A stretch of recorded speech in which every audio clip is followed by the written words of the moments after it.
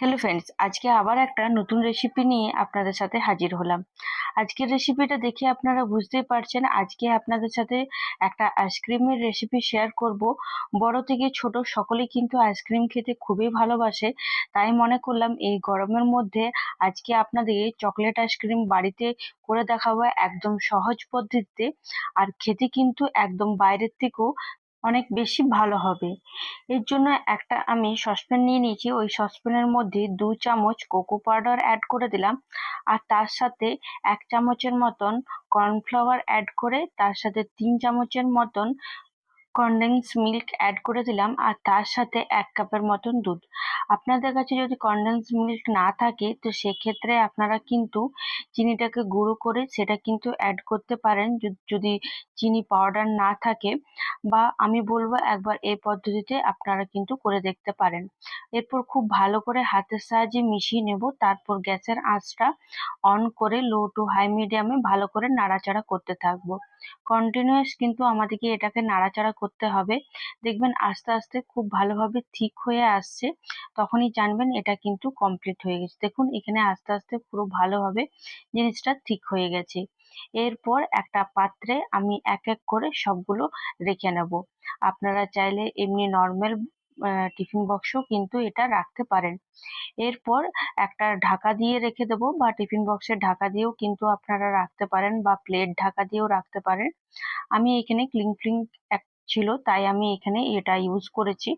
এরপর ভালো করে সবকিছু কভার করে ফ্রিজের মধ্যে রেখে নেব। অবশ্যই কিন্তু ডিপ ফ্রিজে রাখবেন না, নর্মাল ফ্রিজে কিন্তু রাখবেন। এদিকে আমি অন্য একটা পাত্রে এখানে আমি ফেস ক্রিম নিয়ে নিয়েছি। এটা আমি আমুল ফেস ক্রিম ইউজ করছি। এটা খুব সহজে কিন্তু বাজারে বা অনলাইনে আপনারা পেয়ে যাবেন, বা আপনারা অন্য কিছু ফেস ক্রিমও কিন্তু ইউজ করতে পারেন। ফেস ক্রিমটা যখন বার করবেন একদম যাতে ঠান্ডা থাকে, আগে থেকে বার করে কিন্তু রাখবেন না। আর একটা অন্য পাত্রে আমি কিছুটা আইস নিয়ে নিয়েছি, আর ওই যে ফেস ক্রিমটা রেখেছিলাম যে পাত্রে, ওই পাত্রের ওপরে রেখে নেব। এরপর এটাকে ভালো করে মেশাবার জন্য হ্যান্ড উইস্কার আপনারা ইউজ করতে পারেন, বা হ্যান্ড ব্লেন্ডার কিন্তু ইউজ করতে পারেন। হ্যান্ড উইস্কার যদি আপনারা ইউজ করেন তো একটু বেশিক্ষণ টাইম লাগবে, কিন্তু একইভাবে একটা রোটেটে কিন্তু আপনাদেরকে করতে হবে। আমি এখানে হ্যান্ড উইস্কার ইউজ করে নিই, হ্যান্ড ব্লেন্ডার ইউজে ভালো করে মিশিয়ে নেব। দেখবেন যখন খুব ভালো করে একটু থিকনেস হয়ে আসছে তখনই জানবেন যে এটা কিন্তু কমপ্লিট হয়ে গেছে। অবশ্যই কিন্তু এই দুটো পদ্ধতিতেই আপনারা করার চেষ্টা করবেন। এটা কিন্তু মিক্সি মেশিনে কিন্তু অ্যাড করবেন না, নাহলে কিন্তু আরো পাতলা হয়ে যাবে। দেখুন আমার এখানে খুব ভালো করে ফাটানো হয়ে গেছে, মানে খুব ভালো করে মেশানো হয়ে গেছে। কিন্তু ওই বরফের উপরেই কিন্তু এটা রাখবেন। এরপর যেটা আমরা আগে থেকে তৈরি করে রেখেছিলাম সেটা এখানে ঠান্ডা হয়ে গেছে, আর এটা আমি ফ্রিজ থেকে বার করে নিলাম। এরপর ওই যে আমি ফেস ক্রিমটা রেখেছিলাম সেটার মধ্যে এক এক করে সবগুলো এখানে অ্যাড করে দেবো। আর আমি এখানে 1 চামচের মতন চকলেট ফ্লেভার অ্যাড করেছিলাম। আপনাদের যেটা ফ্লেভার ইচ্ছে সেটা কিন্তু এখানে অ্যাড করে নিতে পারেন। একবার এই পদ্ধতিতে করে দেখবেন, দেখবেন এই গরমে কিন্তু বারবার এই আইসক্রিমটা বানাতে মন চাইবে। আর এটা ছোট বড় সকলের কিন্তু খেতে খুব ভালো লাগে। আমরা বাইরে খেয়ে থাকি, জানি না এটাতে কি তৈরি থাকে, কিন্তু আমরা ঘরে যদি তৈরি করে খাই তো আমরা সকলেই জানবো যে এটার মধ্যে কি আছে। তাহলে একবার অবশ্যই এই হেলদি ভাবে আইসক্রিমটা কিন্তু আপনারা করে নিতে পারেন এই গরম থাকতে। এরপর আবার হাতের মানে হ্যান্ড ব্লেন্ডারের সাহায্যে আমি আবার খুব ভালো করে মিশিয়ে নিচ্ছি সবকিছু একসাথে। দেখুন এখানে খুব ভালো করে মেশানো হয়ে গেছে, আর জিনিসটা কি সুন্দর কালার এসছে। আপনাদের যদি মনে হয় কালারটা একটু কম আসছে তাহলে সেই ক্ষেত্রে আপনারা কিন্তু একটু কোকো পাউডারও ইউজ করতে পারেন। এখানে আমার কালারটা খুব ভালো এসছে তাই আমি আর কোনো কোকো পাউডার ইউজ করলাম না। এখানে এতটা থিকনেস হলেই কিন্তু আমাদের এই ক্রিমটা তৈরি হয়ে যাবে।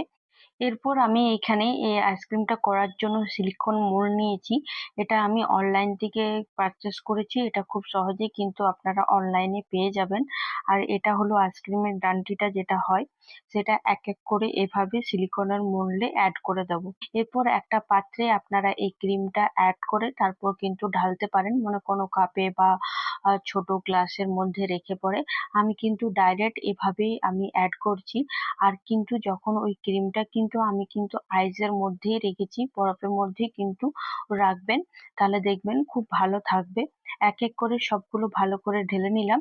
এরপর একটু হাতের সাহায্যে ভালো করে ঠুকে নেবো যাতে আইসক্রিম গুলো খুব ভালোভাবে বসে যায়। এরপর ওপর থেকে আমি কিছুটা চকলেট অ্যাড করেছি। এটা পুরোপুরি অপশনাল, আপনাদের কাছে যদি থাকে তাহলে অবশ্যই অ্যাড করবেন, আর না থাকলেও বা যদি মন না চায় তো সেক্ষেত্রে পুরোপুরি স্কিপ কিন্তু করে দিতে পারেন। এখানে দেখতে একটু ভালো লাগবে তাই আমি উপর থেকে একটু ছোট ছোট চকলেট অ্যাড করে দিলাম। এরপর ভালো করে কভার করে দেবো ক্লিং ফিল্ম দিয়ে, যাতে একটু আইস গ্লিচ না হয়, তার জন্য এখানে ভালো করে আমাদেরকে খুব কভার করে নিতে হবে। আর তারপর আমরা 4 ঘন্টার মতন, 4 থেকে 5 ঘন্টার মতন আমরা ফ্রিজে ঢাকা দিয়ে মানে ফ্রিজের মধ্যে রেখে নেব। অবশ্যই কিন্তু ডিপ ফ্রিজে রাখতে হবে, ডিপ ফ্রিজে রাখলে তাহলে খুব ভালো সেট হয়ে যাবে। আমি এখানে প্রায় 4 ঘন্টার মতন ডিপ ফ্রিজে কিন্তু রেখে নিলাম। এরপর আমি এখানে কিছুটা ডার্ক চকলেট নিয়েছি। এই ডার্ক চকলেটটা করবার আগে ফ্রিজ থেকে বার করে রাখবেন, তো দেখবেন খুব সহজেই কিন্তু চাকুতে কাটা যাচ্ছে। এরপর একদম ছোট ছোট করে আমরা এই ডার্ক চকলেটটাকে একদম কেটে নেব। এটাও আপনারা কিন্তু যদি অনলাইনে না পান তাহলে আপনারা কেক বেকারির দোকানেও কিন্তু এই ডার্ক চকলেটটা সহজেই পেয়ে যাবেন। এরপর একটা কাচের পাত্রে আমি এক এক করে যে চকলেটগুলো কেটে রেখেছিলাম সেই চকলেটগুলো অ্যাড করে দিলাম। আর গ্যাসে আমি আগে থেকে গরম জল হতে দিয়ে দিয়েছিলাম। জলটা ভালো করে ফুটে এলেই এই যে চকলেটটা আমরা কেটে রাখলাম সেটা কিন্তু এখানে রেখে নেব। আর লো টু হাই মিডিয়ামে ভালো করে নাড়াচাড়া করব। তো দেখবেন খুব সহজে কিন্তু চকলেটটা কিন্তু গলে যাচ্ছে। খুব একটা বেশিক্ষণ এটা করতে একদমই সময় লাগবে না। দেখুন আস্তে আস্তে কিন্তু চকলেটটা গলে যাচ্ছে। এখানে আমার খুব ভালো করে একদম চকলেটটা মেল্ট হয়ে গেছে। এরপর গ্যাসের আঁচ বন্ধ করে এটা ঠান্ডা হওয়ার জন্য রেখে দেব।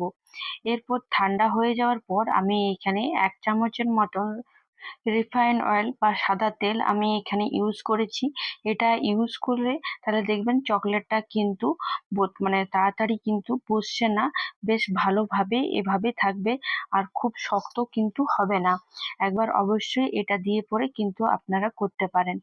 এরপর এখানে আমার চকলেটটা কিন্তু পুরোপুরি কমপ্লিট হয়ে গেছে, আর এদিকে আমার প্রায় 4 ঘন্টা হয়ে গেছে। এরপর আমি ফ্রিজ থেকে বার করে নিলাম 4 ঘন্টার পর। দেখুন 4 ঘন্টার পর দেখুন এখানে কি সুন্দর না লাগছে, মনে হচ্ছে না যে এটা বাড়িতে তৈরি করা, মনে হচ্ছে একদম বাজার থেকে কেনা। অবশ্যই কিন্তু আপনারা এটা করতে পারেন। আর এরপর এক এক করে আমি এই আইসক্রিম গুলো বার করব। আর আপনারা চাইলেই যে চকলেটটা আমরা তৈরি করে রেখেছিলাম সেটা একটা ছোট গ্লাস বা ছোট কাপের মধ্যে রেখে পরে তারপর ডিপ করতে পারেন। আমি কিন্তু ডাইরেক্ট একবারই করেছি।